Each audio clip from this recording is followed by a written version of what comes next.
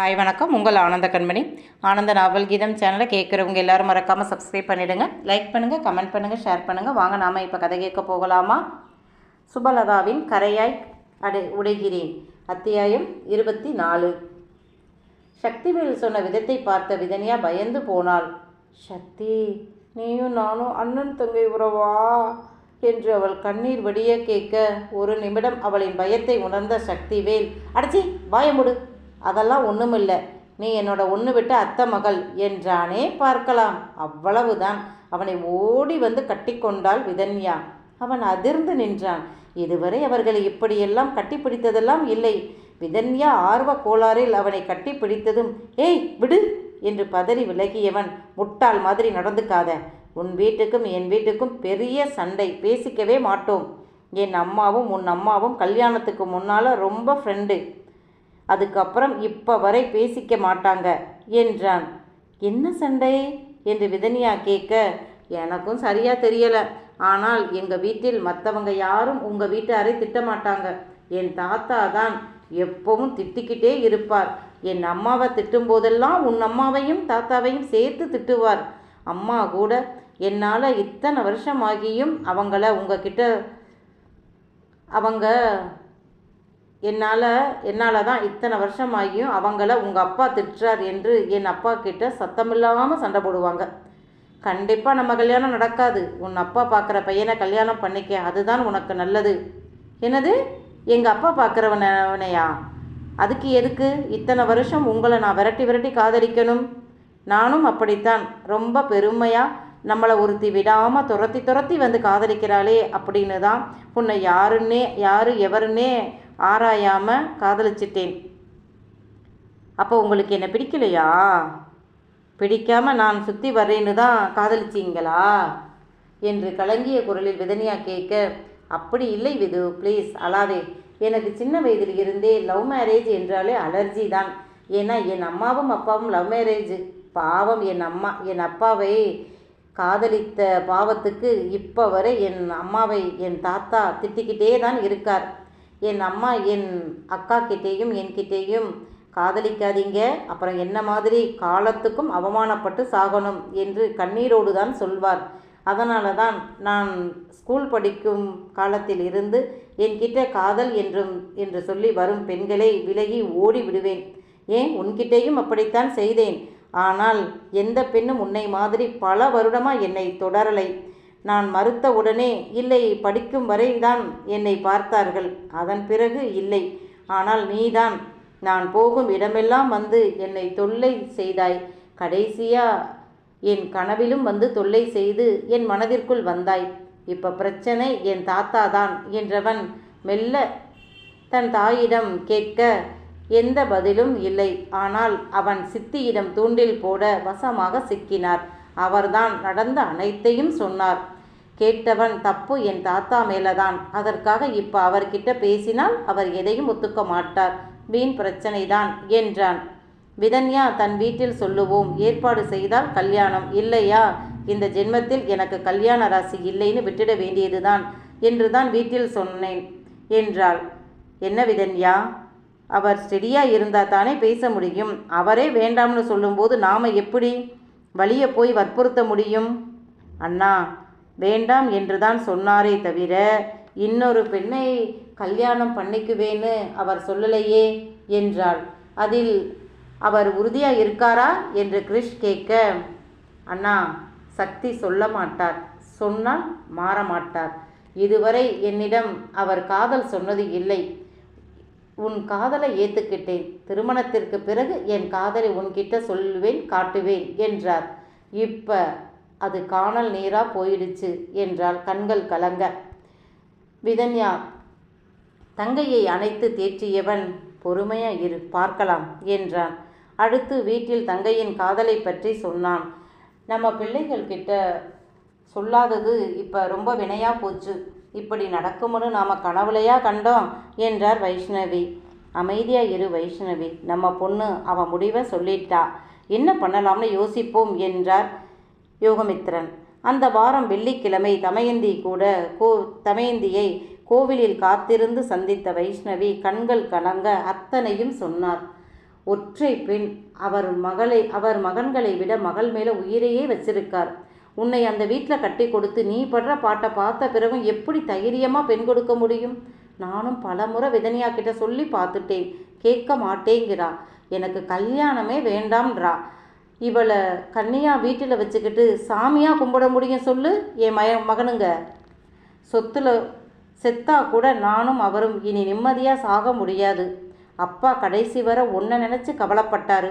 இனி நாங்கள் இவளை நினச்சி சாகும் வர நிம்மதி இல்லாமல் கண்ணீர் விடணும் என்று அழுதார். தமயந்தி அதிர்ச்சியில் உறைந்து போய் நின்றார். காலம் திரும்புதே. முதலில் என்னால் இவர்களுக்கு கஷ்டம், இப்போ என் மகனால் இதை எப்படி சமாளிக்கிறது என்று யோசித்தவர், மனசை தளர விடாத வைஷு, என் மகன் விதன்யாவை தவிர வேற ஒரு பெண்ணை கட்டிக்க மாட்டான். இப்போ நீ சொல்லிட்டாய், என்னால் முடிந்த அளவு இதில் என்ன செய்யலாம் என்று பார்க்கிறேன் என்று தோழிக்கு ஆறுதல் கூறினார். வீட்டிற்கு வந்தவர் மகனிடம் கேட்க அவனும் ஆமா என்றான். இப்போ என்ன செய்ய போறாய் என்று கேட்க, அப்பா கிட்ட சொல்கிறேன், அவர் ஒத்துக்கலை என்றால் வேறு வழி இல்லை. நானும் அவளும் 2 குடும்பமும் வேண்டாம்னு வீட்டை விட்டு போய் கல்யாணம் பண்ணிக்க வேண்டியது தான். ஆனால் அது இப்போ இல்லை. அப்பா சம்மதத்திற்காக காத்திருப்பேன். எதுவுமே நடக்கலை, சம்மதம் இல்லை என்றால் கடைசி வழிதான் அது என்றான். முதல்ல அப்பா கிட்ட பேசு என்றார் தமயந்தி. அவனும் அமரவேலிடம் தன் காதலை பற்றி சொன்னான். அவள் வைஷ்ணவியின் பெண் என்று கேட்ட நொடி அமரவேலின் முகம் ஆச்சரியத்தில் உயர்ந்தது. 2 வீட்டிலும் பிள்ளைகளிடம் எதையும் யாரும் சொன்னது இல்லை. 2 வீட்டிலும் ஆண் வாரிசுகள் தொழிலுக்குள் வந்த பிறகுதான் இந்த பகை பற்றியே தெரியும். அமரவேலுக்கு ஒரு ஏமாற்றம் உண்டுதான். அது கூட தங்கவேல் சொல்லியதால் வந்தது. அதுவும் கூட பிற்காலத்தில் மனைவி அவருக்கு எடுத்துச் சொன்னதில் புரிந்து கொண்டார். அவருடைய காதல் கைகூட காரணம் வைஷ்ணவியும் கிருஷ்ணனும் தான். பெற்ற மகளுக்கு சீர் செய்வது போல் செய்து கட்டி கொடுத்தார். இன்று அவருடைய பேத்திக்கு இந்த பாடா இருக்கு. யோகமித்திரனின் பெண் கிடைக்க தன் மகன் கொடுத்து வைத்திருக்க வேண்டும். ஆனால் அப்பாவை எப்படி சமாளிக்கிறது? கிழவர் இத்தனை வயதாகியும் எதையும் விட்டுவிடலை. வீம்பு, பிடிவாதம், திமிர், கர்வம், ஆணவம், தொழில், சொத்து அத்தனையும் இதுவரை அவரிடம்தான் இருக்கு. முதலில் அமரவேல் சிமெண்ட் ஃபேக்டரி தொடங்கிய போது தங்கவேல் தான் பணம் கொடுத்து தொடங்கினார். அவருடைய அப்பா பெயரில் தான் தொடங்கினார். சக்திவேல் என்பது அவர் தகப்பனின் பெயர். அதைத்தான் தொழிலுக்கு வைத்தார், பேரனுக்கும் வைத்தார். இன்று வரை அமரவேல் அந்த கம்பெனியில் MD பதவியில் இருந்து வேலை பார்க்கிறார். தொழில் தங்கவேல் பெயரில்தான் இருக்கு. முக்கியமான டீல், பிஸ்னஸ் விஷயங்களில் இன்னும் தங்கவேல் தான் கையெழுத்து போடணும். இப்போ 3 வருடமாக மகன் சக்திவேலும் ஒரு தொழிலாளி தான் அங்கே. தங்கவேலை கேட்காமல் எதுவும் செய்ய முடியாது. அதனால்தான் தொழிலில் அவரால் எந்த முடிவும் துணிந்து எடுக்க முடியலை. இப்போ மகனின் காதலை பற்றி சொன்னால் அந்த பெண்ணை பற்றித்தான் தப்பா பேசுவாரே ஒழிய இந்த கல்யாணத்திற்கு ஒத்துக்கவே மாட்டார். சரி, இவர் காலம் எவ்வளவு நாளைக்கு? அவர் செத்த பிறகு திருமணம் பண்ணலாம் என்றாலும் சாமானியமாக அவரெல்லாம் சாக மாட்டார். அப்படி ஒரு பிறவி. யாரையும் பெத்த மகனை கூட நம்ப மாட்டார். யாரையும் அனுசரித்து போக மாட்டார். கர்வம் பிடித்த மனிதர். இத்தனை ஆண்டுகளில் அமரவேல் இவருடைய தொழிலை இத்தனை வருடங்களில் அமரவேல் அவருடைய தொல்லைகளை தாங்கி கொண்டு அவருடைய சிமெண்ட் தரத்தில் விற்பனையில் 2வது இடத்தில் இருக்கும். அந்த இடத்திற்கு வர அவரும் அவர் மகனும் அவ்வளவு கஷ்டப்பட்டார்கள், உழைத்தார்கள். ஆனால் அவர் கேட்கும் ஒரே கேள்வி, எப்படா நம்பர் 1 இடத்திற்கு வருவாய்? அந்த யோகமித்திரனை முந்திக்கொண்டு முதல் இடத்திற்கு வா என்பார். அவருக்கு தொழிலை பற்றி எதுவுமே தெரியாது. ஆனால் ஏதாவது செய்தாவது முதல் இடத்திற்கு வா என்பார். குறுக்கு வழியில் முன்னேறி முதல் இடத்திற்கு வந்தால் போதுமா? அந்த இடத்தில் நிலைத்து நிற்க தரம் வேண்டும். நம் பொருளில் தரம் இருக்க வேண்டும். தரம் இருந்தால்தான் நிலைத்து நிற்க முடியும். இவர் சொல்வதை காது கொடுத்து கேட்காமல் அவர் சொல்வதைத்தான் மற்றவர்கள் கேட்கணும். அவரை மீறி எதுவும் யாரும் பேசக்கூடாது. தொழிலில் இத்தனை அட்டகாசம் செய்பவர் வீட்டில் சும்மா இருப்பாரா? தமயந்தியை படித்து வைப்பார். அவரால் எதிர்த்து பேச முடியாமல் கண்ணீர் விடுவார். வேற என்ன செய்ய முடியும்?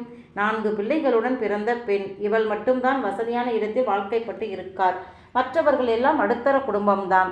பெற்றவர்களுக்கு சுமையா போய் இருக்க முடியாது. என்று முதலில் பல்லை கடித்து கொண்டு தமயந்தி இருந்தார். பிறகு 2 பிள்ளைகளை பெற்ற பெண்ணால் அவர்களை தாண்டி போக முடியுமா? இதில் ஒரே ஒரு நிம்மதி.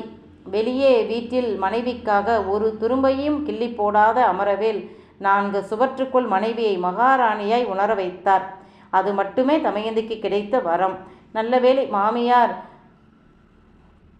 பையனுக்கு 5 வயது இருக்கும் போதே போய் சேர்ந்து விட்டார். அதனால் வீட்டுக்குள் ஒட்டு கேட்டு புரளி சொல்லி கொடுக்கும் மாமியார் இல்லாததால் மாமனார் வெளியே போன போது, ஃபேக்டரிக்கு போகும்போது மகளுக்கு தமயந்தி பாட்டு சொல்லி கொடுப்பார்.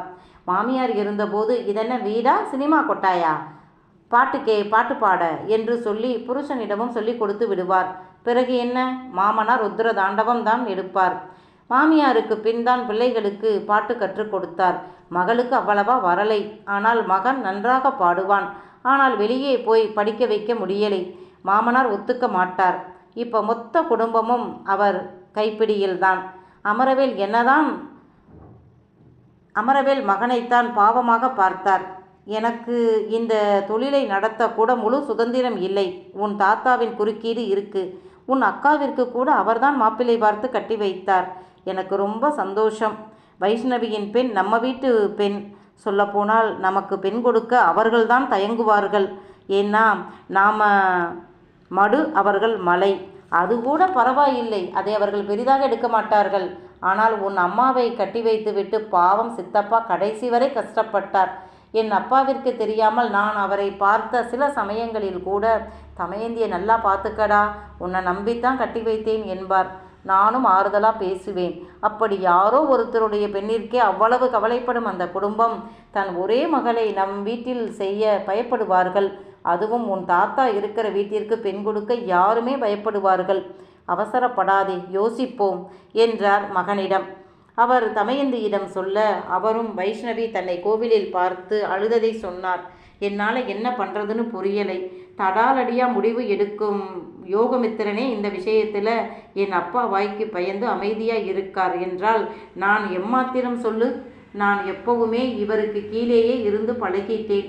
திடீர்னு இவரை எப்படி எதிர்த்து பண்ணுறது?